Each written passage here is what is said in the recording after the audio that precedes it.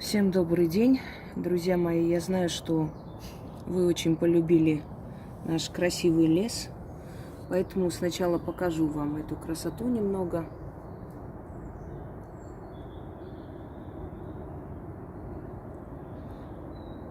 Вот уже весна. С утра просыпаемся под этот щебет и крик птиц. И я всегда говорю, у них очень важное обсуждение насчет того, где самые жирные червяки сегодня можно найти. Природа, она совершенно в отличие от людей. Снег еще пока тает по чуть-чуть.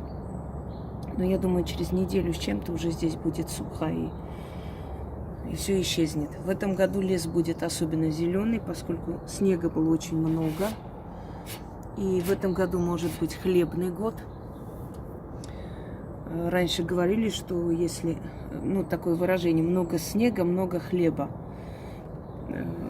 питает землю, влага, и урожая больше. Итак, сегодня 12 у нас число, и мы с вами проведем такой интересный ритуал. Вообще на каждые 13, извиняюсь, вот я сбила стол. Сегодня 13 число у нас и вторник, 13 апреля. Я хочу вам подарить ритуал на 13 число. Я дарила такой ритуал практикам, но у них немножко иное предназначение этого ритуала. Чёртова дюжина. Это каждое 13 число себя усиливать, набраться энергии.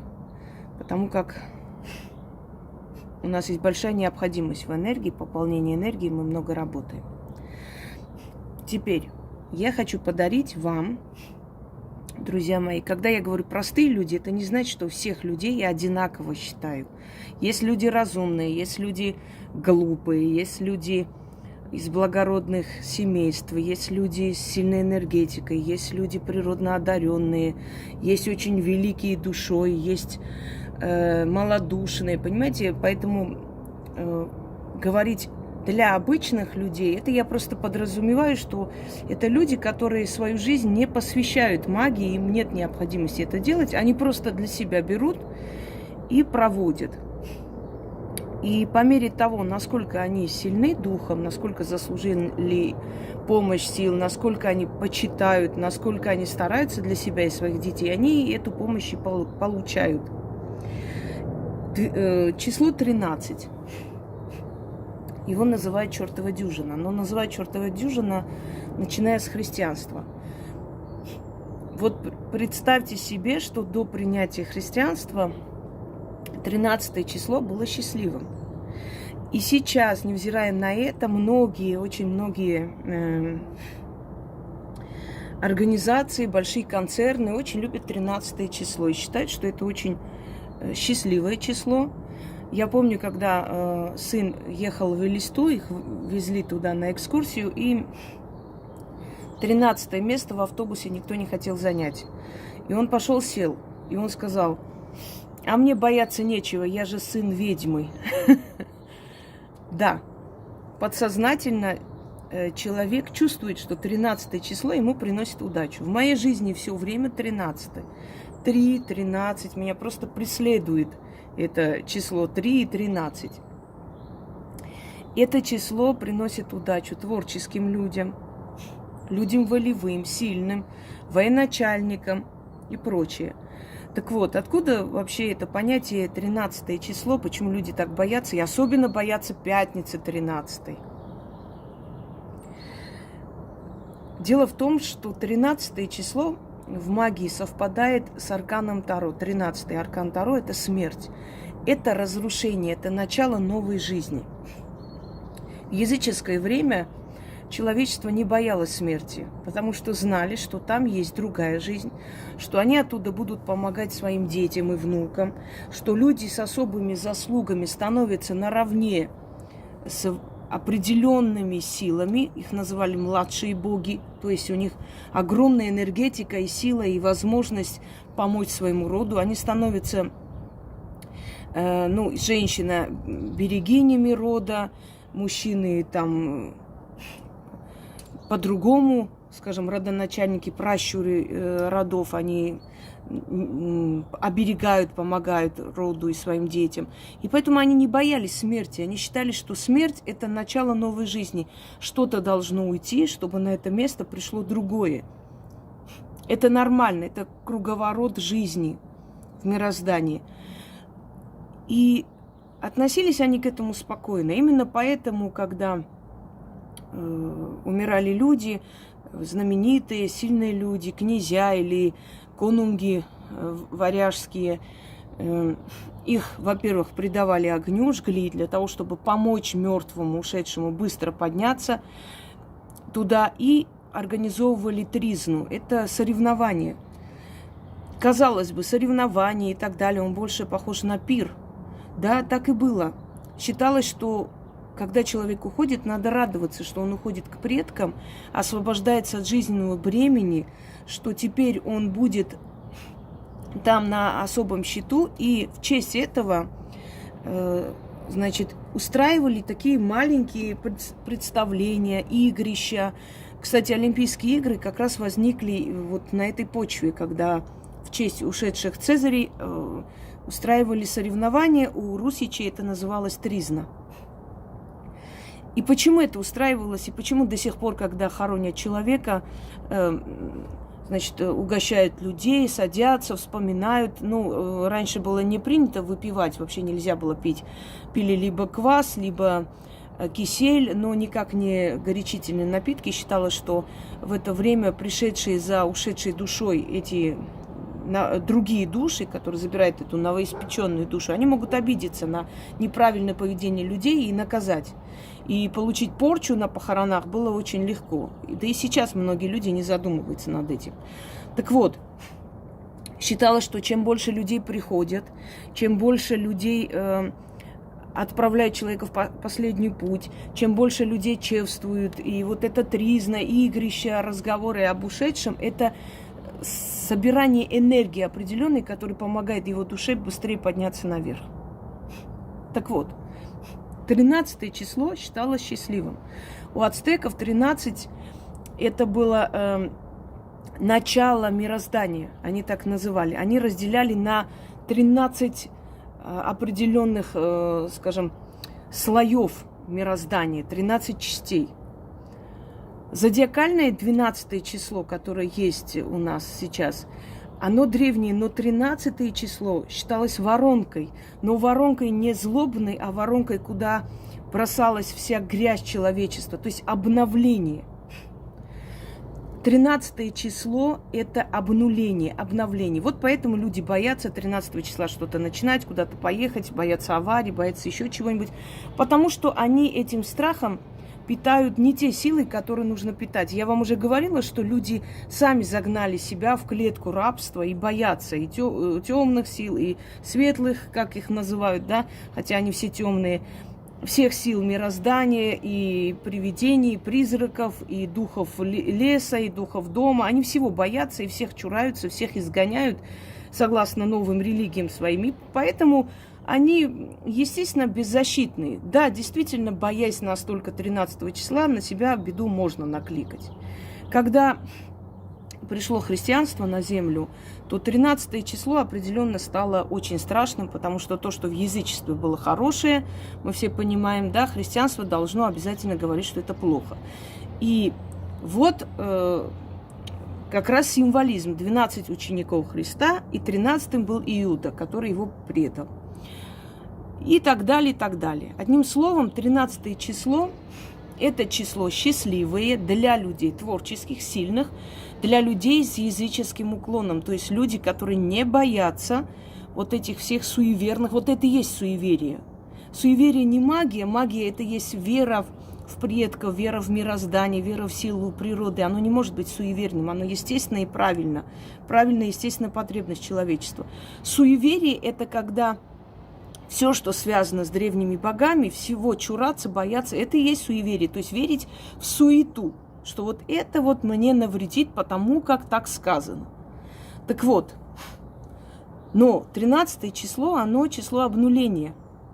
А уж 13 пятница 13, потому как заканчивается неделя, а после идут уже спокойные дни, то есть заканчивается трудовая неделя пятница, и пятница это как подведение итогов. Именно поэтому 13 пятница еще страшнее звучит для людей. Так вот, каждое 13 число вы можете отдать этому числу и обнулить свои бедствия, свои какие-то проблемы, которые никак не решаются. Просто их обнулить и отдать мирозданию. И я вас этому научу. Я вам подарю такой ритуал.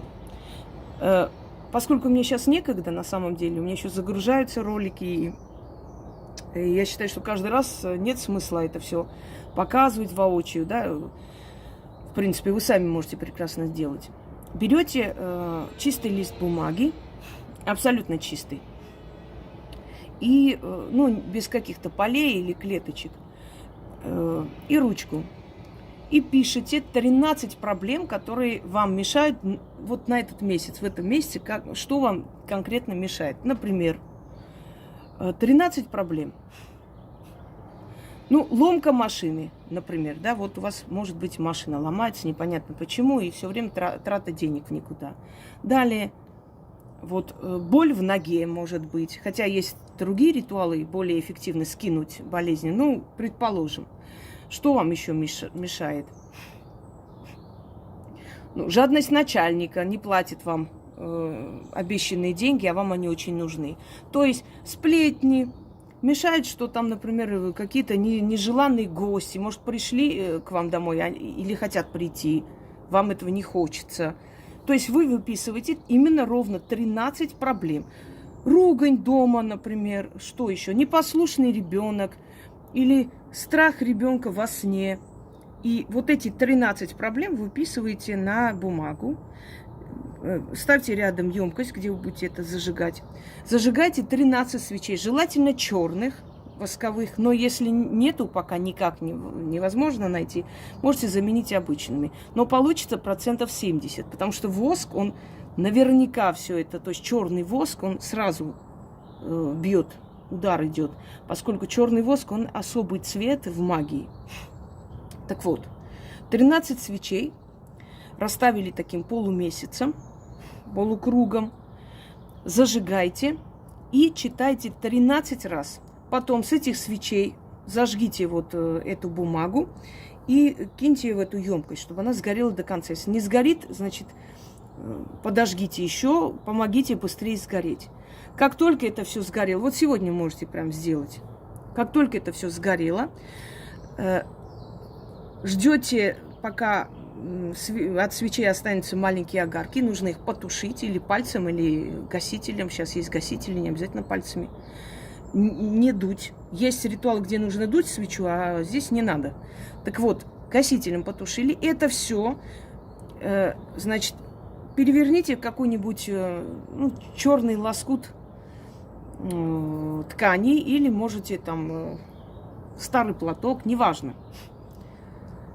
Завяжите узелками, как хотите. Это не обязательно крест-накрест, не крест. Это тут вообще не имеет значения. И вынесите. Вот ночью сделали. Если не успели, на следующий день выносите. Потому что оно у вас, это обнуление, уже пошло. И все, что вы там написали, обнулится. На этот месяц у вас эти проблемы прекратятся. Это на месяц. Каждый месяц вы обнуляете все эти проблемы, бедствия, которые вам мешают. То есть до следующего 13 числа у вас их не будет. Я не говорю, что следующее 13 число тут же они вернутся. Нет, они могут вообще не вернуться никогда. Но вы на этот месяц обнулили их. И если вы каждое 13 число будете обнулять то, что вам мешает жить, уже, конечно, разные проблемы, естественно, то вы считаете, что вы каждый месяц себе обеспечиваете нормальную жизнь, нормальное существование. Мне некоторые говорят, как всю жизнь делать чистки, всю жизнь делать денежные ритуалы, или это на какой-то срок. Дорогие друзья, вы всю жизнь едите, да, купаетесь всю жизнь, да, вы всю жизнь за собой ухаживаете. Да, одежду тоже всю жизнь надо покупать. Пока вы живы, вы должны обеспечить себе хорошую энергию вокруг. Вот и все. Конечно, всю жизнь. Как только есть необходимость делать чистки, денежные ритуалы делайте часто. Денежные ритуалы, вообще денежная энергия, это единственная энергия, которую человек сам должен восстановить с помощью ведьмы. Я могу убрать препятствия, то, что вам мешает идти вперед. Я могу убрать страшные вещи с вашей дороги, убрать врагов, которые вам мешают. Но денежная энергия должна восстановиться вами. Это вы к себе притягиваете. Это единственное, что восстанавливает человек сам с помощью ведьмы, с помощью ее советов. Как только денежную энергию вы восстановили, считайте, что у вас жизнь удалась. Потому что это одна из самых капризных и сильных энергий мироздания. Понимаете? Деньги, они обеспечивают не только хорошую жизнь, не только золото, бриллианты и шубы. Они обеспечивают еще и безопасность, они обеспечивают еще и, скажем, нужных людей, нужные связи. Поэтому денежным людям что-либо делать очень тяжело. Не потому, что у них много денег, они откупятся, не только потому. А еще потому, что у них много связей. Деньги – это как идущая впереди вас слава, который говорит, да не трогайте вы этого человека, у него связи, все равно вы ничего не добьетесь. Понимаете? То есть вот это осознание того, что он денежный человек, и все равно вы ему ничего не сделаете, он всех купит и всем заплатит, уже идет впереди человека. Естественно, если за этого человека возьмется ведьма, все сделает, но в любом случае, вот подумайте, что деньги – это просто безопасность, энергия безопасности. Это не зацикленность на деньгах и богатстве, нет. Это безопасность. У вас подсознание спокойно, она спит, она не переживает. У вас есть отложенные деньги, вы не боитесь. Нету денег, завтра нечем кормить детей. У вас нервозность, вам не до праздников, вам не до театров, не до культуры, не до высоких отношений. Правда ведь? Вот о чем речь. Еще моя бабушка говорила, когда нужда заходит в дверь, любовь прыгает в окно. Вот не забывайте об этом. Как бы ни говорили, ой, нет, с милым рай в шалаше, там не знаю чего. Но когда твой ребенок болеет и нечем лечить, никакой милый тебе уже не интересен. Согласны со мной? Потому что жизнь меняется, мы меняемся, мы становимся более зрелые, мудрые. И вот эти лобызания, поцелуйчики, они, конечно, очень хорошо, но они там год с чем-то хватает, а потом уже думаешь, блин, ну спи уже, я так устала, тоже хочу поспать. Ну их нафиг эти все любовные любови. Остается что? Уважение, дружба и достаток. Если кто-нибудь скажет, что это не так, пусть первым кинет на меня камень. Ну, осторожно кинет, потому что может получить булыжник по башке. Такая опасность имеется.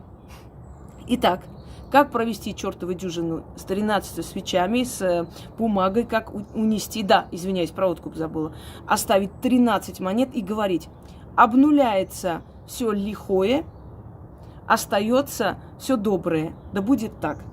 И уходите, оставляйте под деревом. Начинаем. 13 свечей зажигаю, 13 ветров поднимаю, 13 сил призываю, 13 бед им отдаю. Читайте список. Чертова дюжина, крутись, вертись, конные и пешие, медленные да спешие. Соберите мои 13 бед до 13 земель. Да за 13 земель, за 13 морей, за 13 черных гор отнесите. Там заприте, а меня от них освободите. Истинно так. Заговор свой на 13 замков закрываю, заклинаю. Вы поверите, если я вам скажу, что вот этот заговор мне пришел во сне несколько лет назад. Просто встала, сделала чертова дюжина для практиков. Потом думаю, ну, может быть, для обычных людей есть. Я же говорю, мои архивы просто бесконечны. Их надо открывать и дарить, и дарить. И я вот с таким вот состоянием уснула и вижу лес, и вот 13 каких-то полудухов, полулюдей, в общем, таких вот силуэтов, которые вокруг костра пляшут и говорят вот эти слова. И я тут же проснулась, прям в телефоне напечатала и уснула. И я утром думаю, может мне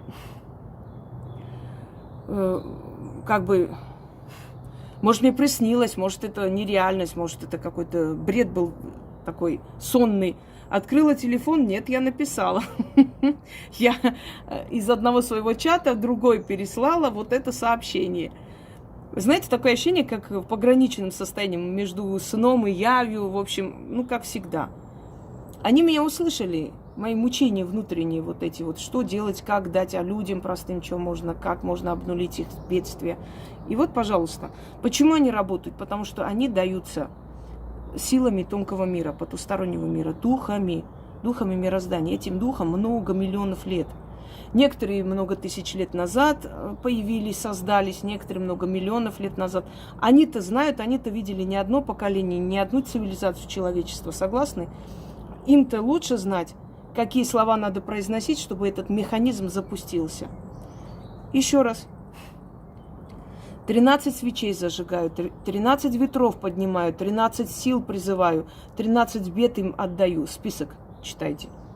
Чёртова дюжина. Крутись, вертись, конные и пешие, медленные да спешие. Соберите мои 13 бед. Да за 13 земель, за 13 морей, за 13 черных гор отнесите. Там заприте, а меня от них освободите. Истинно так. Ой. Заговор сей на 13 замков закрываю, заклинаю. Еще раз прочитаю. 13 свечей зажигаю, 13 ветров поднимаю, 13 сил призываю, 13 бед им отдаю. Список прочтите.